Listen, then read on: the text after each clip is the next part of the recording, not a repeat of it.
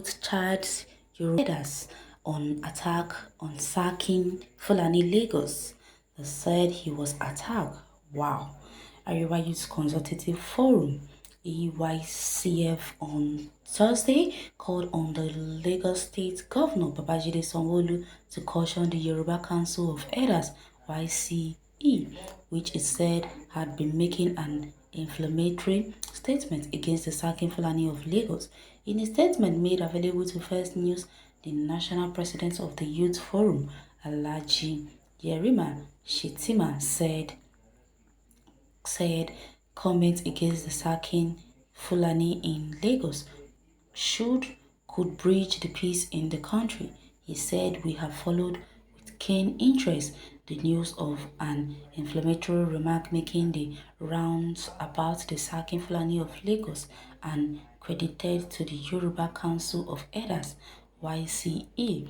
The Yoruba elders, who spoke through a former national president of YCE, Dansaki Samuel Agbede, asked the Lagos state government to stop its recognition for sacking Fulani. "We are unsettled by this position coming from elders who are supposed to be guardians of the people and should be taking the lead rather in ensuring tolerance, peace and harmony between the people of Lagos State are their neighbors from any part of the country, more so northern Nigeria." The group maintained that the office of the traditional sacking Fulani of Lagos is an estimated 150-year-old and it reflects and represents the general interest of Fulani residents in the area. It was therefore misplaced to see that the YCE is trying to forcefully liken the estimated 150-year-old Lagos case to that of Edo State, which is comparatively new. It is evident that for the past 150 years, nothing tragic has ever happened to the relationship between these ambassadors of the Fulani tribes, primarily because of the successful enlightenment strategy in support of tolerance and harmony by the Fulani monarchy in Lagos. Most importantly, there is no law in Nigeria that says another person's crime elsewhere makes someone somewhere automatically guilty of the same wrongdoing. If contrary were the case, we in the North would have asked our leaders or governors not to recognize people from other parts of Nigeria in areas like Kano, Katsina, Kaduna, or any other state in the region. It is for this reason the recognition for the rights of others and unconditional tolerance that you can find Yorubas, Igbos and others Nigerians monarchs being accorded due respect and formal recognition in every part of the North. For us, tolerance is a necessary ingredient of unity and harmony. The historical and cultural values of the Nigerian Fulani can be gleaned from their presence no more recent times in France, Germany, the United States and other parts of Europe. This example is simply a proof that no society thrives without men and women of goodwill to serve as the custodian of their people's culture and development concern. The group said AYCF, however, advised that YCE should tread cautiously on the issues because it represents a potential dangerous proposition. We urge the Lagos State government to quickly intercede in this matter by calling the YCE to order to avert an avoidable breach of peace built over a period of an estimated 150 years. We are compelled to draw attention to the YCE's position in good time in order to elicit appropriate constitutional and legal action to maintain the tolerance, harmony and respect for the historical and cultural value that have held these Fulani as good neighbors. We insist that this is one sure way to avert a potential regrettable decision being propounded by the YCE. We are disturbed by the YCE latest campaign that seeks to obliterate the respect and recognition of the sacking Fulani monarch.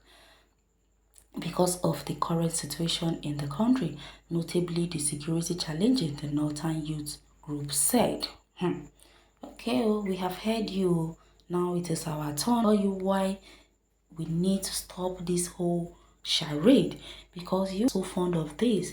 You leave your own community, you come to another person's community and you are claiming rights over there.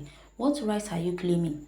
When someone tells you that they don't need you in their domain again, is it necessary for you to stay there? My guy, it is time for you to vacate. When a landlord tells you that he does no longer want you in his house, then you have to leave that not the community, you have to leave the house though. That is how it is. You can go and look for another house. No one is going to stop you. So why will you force yourself to stay in someone's house who doesn't want you there? This is what concerns this Almajiri, who call themselves Northern Youth. No one is, however, surprised because they are already down and so have no fear of failing. In fact, their desire is that the house should collapse so that they loot and bear for blood. Wow. It is stupidity for land grabber to be tolerated. Indigenous ethnic groups should now be very vigilant to prevent this ancestral land from being stolen. Now that they've already started to put their eyes in Lagos, I think something is coming to the ways of Lagos. Why are they pointing their fingers towards Lagos? Because now they're talking about the Yorubas elders. Now, these people now don't start again. Oh. The vice chairman of the association, Nduaka Udo, alleged that some customers connive with bank officials in fund looting. He said some customers are conniving with bank personnel to loot funds.